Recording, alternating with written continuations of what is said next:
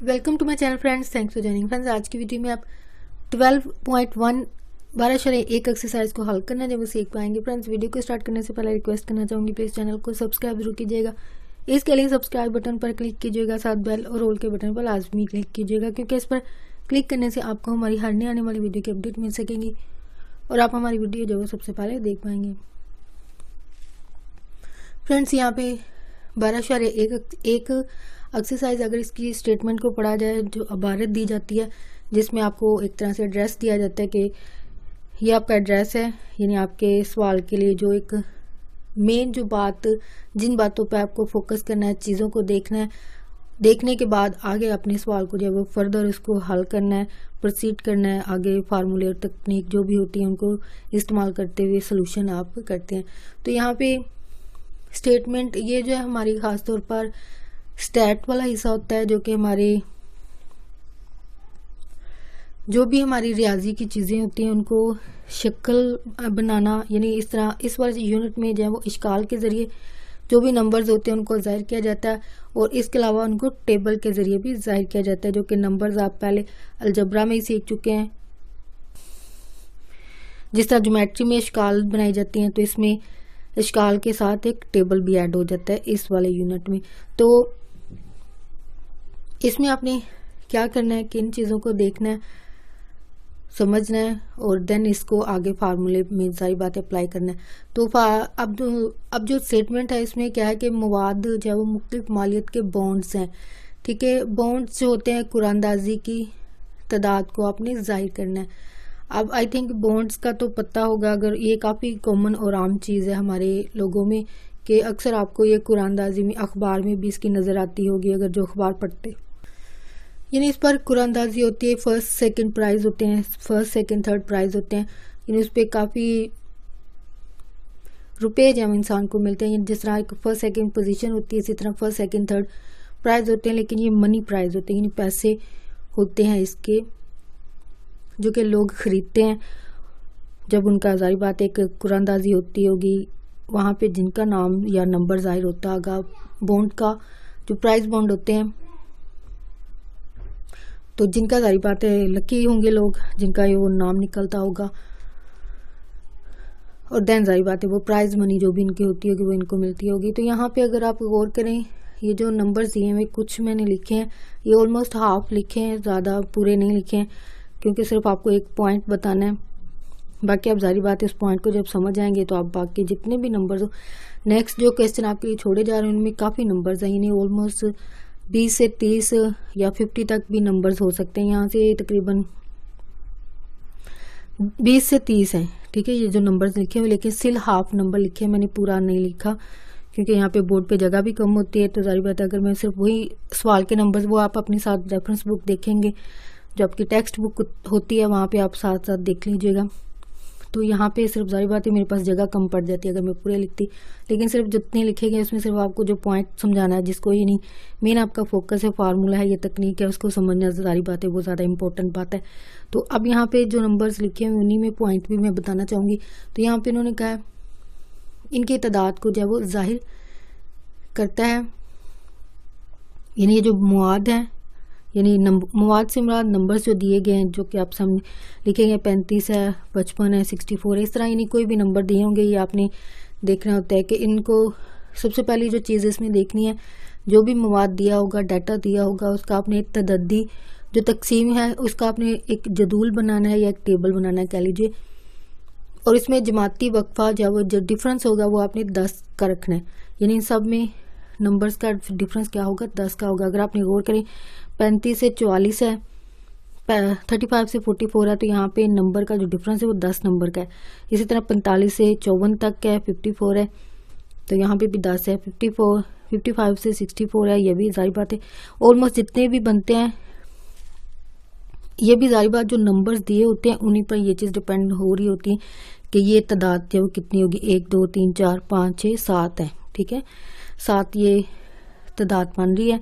तो इसमें नंबर का जो वक्फा होता है वो कितना होता है, 10 का। यहाँ पे आपके सामने ये चीज़ भी लिखी हुई है कि जो जमाती वक्फा यहाँ पे लिखा गया, जमाती वक्फा ये कितने का होता है, 10 का, जो अभी मैंने बताया, और ये 7 नंबर भी बताएं। अब ये 35 से क्यों शुरू किया गया है, और 1-4 पर क्यों ख़त्म किया गया, ये भी एक तकनीक है। तकनीक ये होगी कि आपने जो भी नंबर्स दिए होंगे यही चीज़ आपने बाकी सवालों पे भी अप्लाई करनी जो आपके लिए छोड़े जा रहे हैं।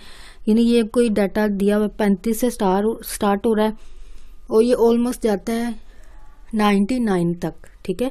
जो मेरे पास जो नंबर छोड़े गए हैं उनमें ये 99 यानी हाईएस्ट नंबर भी आपने चेक करना है और सबसे छोटा नंबर यानी लोएस्ट वैल्यू और हाईएस्ट वैल्यू आपने चेक करनी है। सबसे बड़ी कदर अगर छोटी कदर की बात की जाए तो सब में आपने चेक कर लेना नंबर्स को। जिन सबसे छोटा नंबर होगा यहाँ से 35 है जो लिखे हुए, ठीक है, तो यहाँ पे 35 आप लिख लेंगे। वो सबसे बड़ी कदर यानी अगर आप जो भी मीडियम में इसके हिसाब से अल्फाज का इस्तेमाल करते हैं तो लोअर वैल्यू होगी तो वो 35 आप लिखेंगे।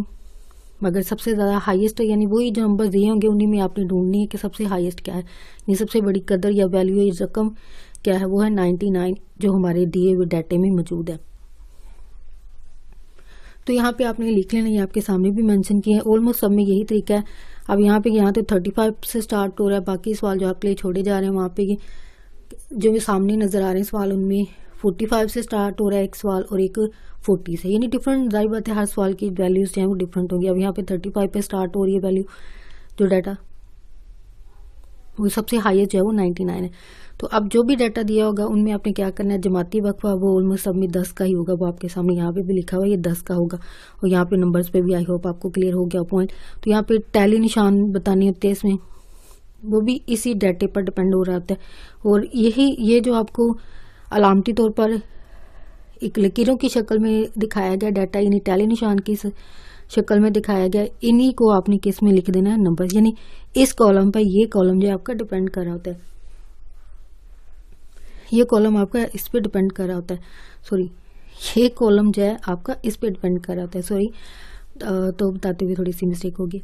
तो आपने क्या करना है, 35 से 44 का हमारा पहला जमाती वक्फा है, ये डिफरेंस बताना है।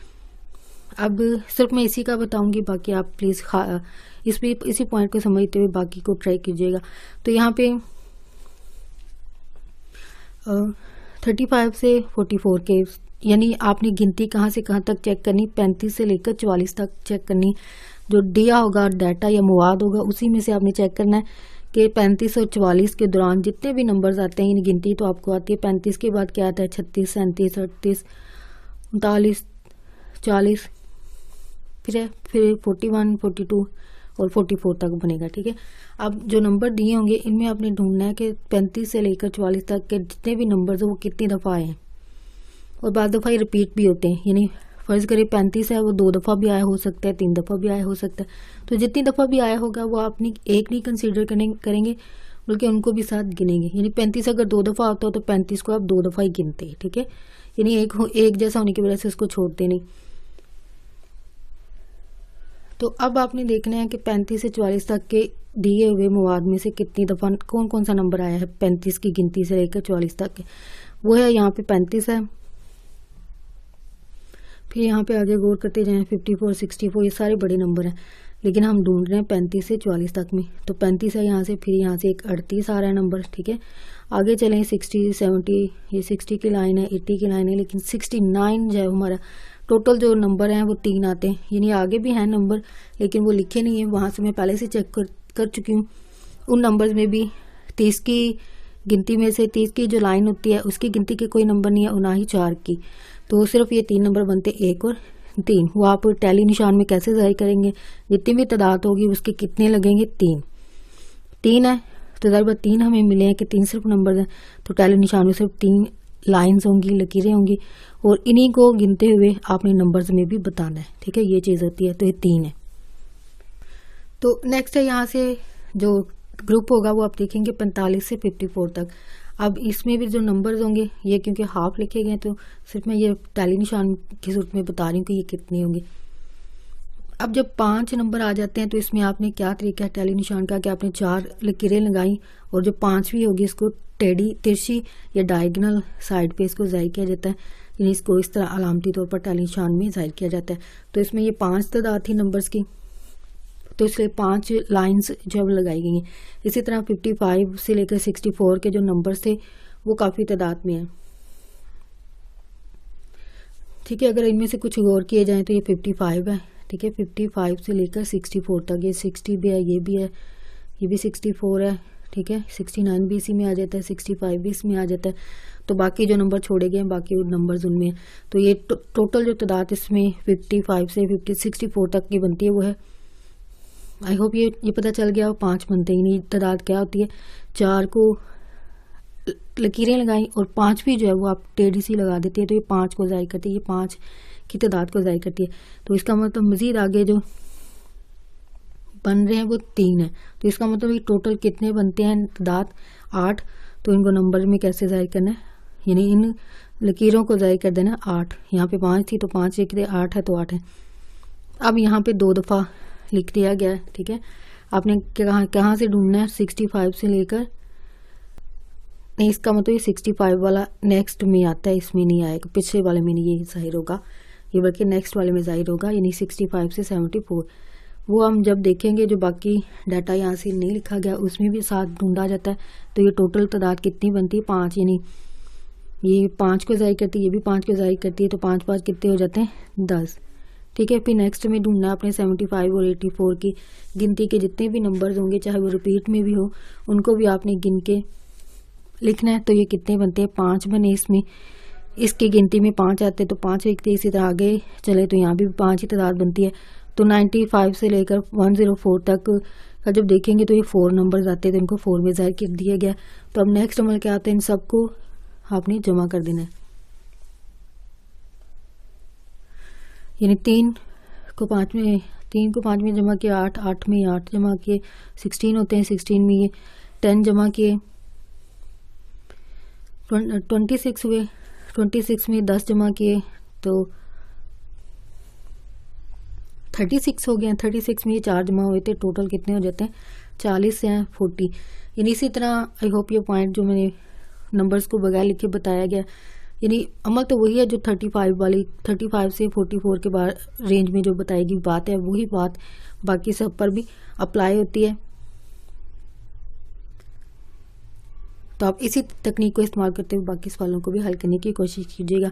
यहाँ से ये नंबर्स का बहुत ध्यान रखना है, यानी आपने सबसे छोटा नंबर और सबसे बड़ा नंबर लिखना है, और 10 जो है वो सब में यही नंबर की फ़र्क जो है वो, ये जो ग्रुप होते हैं इसमें 10 का ही जो है फ़र्क रखा जाता है सब में जितने भी सवाल हैं। और बाकी ये टैली निशान ज़ाहिर हो, आई होप आपको पॉइंट पता चल गया हो। अगर आपको मेथड में अगर कमी लगती है या लगता है कि मज़ीद इसको एलेबरेट करना चाहिए था, तो प्लीज़ अगर समझ आ गई तब भी आप प्लीज़ कमेंट में लिखकर शेयर कीजिएगा कि मेथड आपको प्रॉपर तरीके से समझ आ गया, प्रॉपर तरीके से आपको समझ आ गया है। तो यहाँ पे स्टूडेंट क्वेश्चन नंबर 6 है, लेकिन पीछे आपके 5 जो सवाल छोड़े जा रहे हैं ये इसी से रिलेटेड है। तो यहाँ पे अगर स्टेटमेंट को पढ़ा जाए, यहाँ पे लिखा है सवालात नंबर 1 से 5 तक की जो तदद्दी तकसीम है उसको आपने कालमी नक्शे से जो ज़ाहिर करना है, यानी अब इसकी फिगर को बनाना है, ठीक है। यहाँ पे पहला जो सवाल है उसको मैंने रेज नहीं किया, यानी जो पहले सवाल थे ना, यानी पहला दूसरा तीसरा, अब ये पहले वाले था जो कि अभी आपने समझा, इसी के जो तादाद होगी डाटा होगा उसको शक्ल में लिखना है, लेकिन ये कॉलम की शक्ल में होंगे, ठीक है। कॉलम से मुराद ये इस तरह, आपको पता है आप जब आप वर्ड मीनिंग वगैरह करते हैं तो इस तरह कॉलम जो है वो बनाए जाते हैं, ठीक है। इस तरह एक टेबल सा बनाया जाता है, ठीक है, यानी इसको कॉलमी शक्ल जो है वो कहा जाता है। तो अब यही जो डाटा है आपका, इसी को आपने फिगर में ज़ाहिर करना है, और फिगर का जो नाम है वो क्या है, कॉलमी शक्ल, यानी कॉलम की शक्ल बनानी है आपने। तो डाटा वही है जो पहले था कि यानी इन्हीं टेबल्स को लेते हुए आपने, यानी बाकी जितने भी सवाल हैं 1 से 5 तक, उन सबको ही बारी बारी जो डाटा होगा उसको बस कॉलमी शक्ल में, यानी एक तरह से कह लीजिए कि छठे सवाल में पिछले जो सवाल होंगे वो सारे आएंगे, लेकिन पहले डाटे को पहले कॉलमी शक्ल में, सेकंड को सेकंड में, यानी इस तरह डिफरेंट 5 टाइम वही सवाल आपका दोबारा से, यही डाटा आपका जो होगा सवालों का वही दोबारा से इस्तेमाल होता है। तो अब यहाँ पे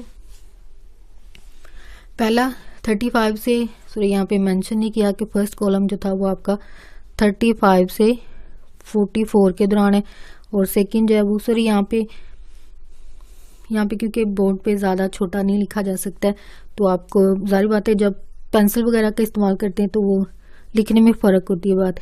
तो यहाँ पे 45 से 54 का कॉलम है। सेकंड ये थर्ड वाले में क्या आता है 55 से 64 तक। इसी तरह आपने सारा लिख लेना,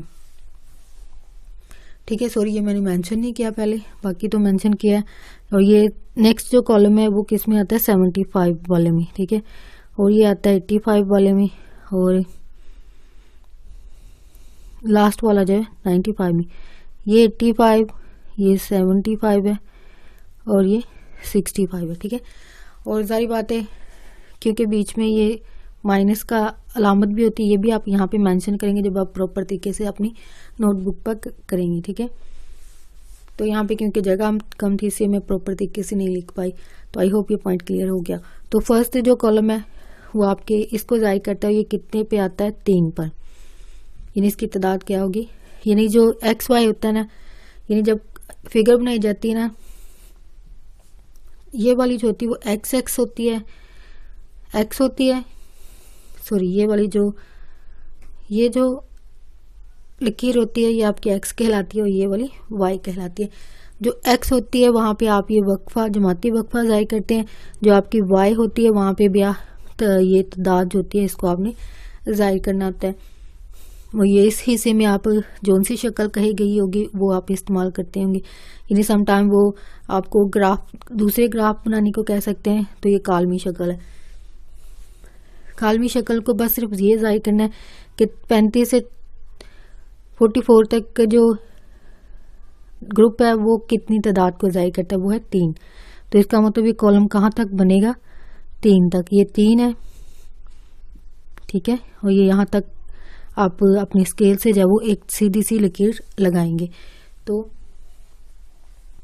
नेक्स्ट है आपका नेक्स्ट जो कॉलम बनेगा वो 45 से 54 तक बनेगा।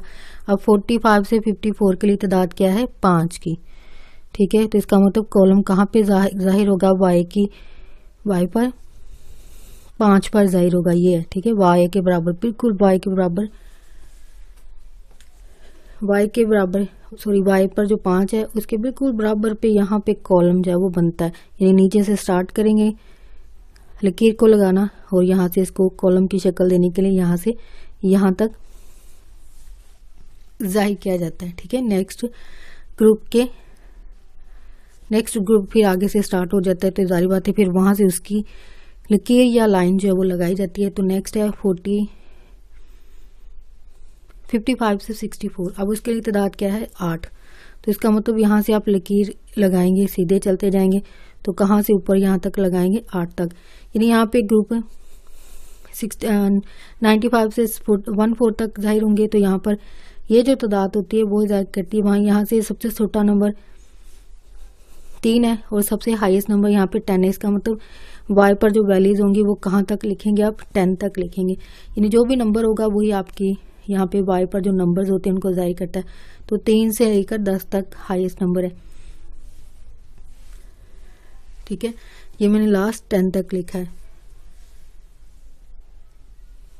तो नेक्स्ट आगे चलते हुए ये हो गया 8 तक। जो नेक्स्ट 65 वाला है वो कहाँ तक बनता है 10 तक। ये जो सबसे बड़ा कॉलम है ये यहाँ से आप स्टार्ट करते हैं इसका 65 का लगाते हुए आगे जाते हैं और आगे अपने कहाँ तक जाना है 10, यानी यहाँ से सीधा 10 पर ये ख़त्म हो जाता है। तो यहाँ से आप इसको कॉलम की शक्ल दे देते हैं। नेक्स्ट चलते हैं आगे 75 का, वो है ये, यहाँ से आप स्टार्ट करते हैं, ठीक है। और कहाँ तक जाना है 5 तक है ये भी, ठीक है। इन दोनों की तादाद क्या है 5। ये दोनों एक जैसे क्यों जाहिर हो रहे हैं क्योंकि दोनों के नंबर क्या है 5 है। तो इसका मतलब ये दोनों 5 पर ही एक जैसी शक्ल या एक जैसी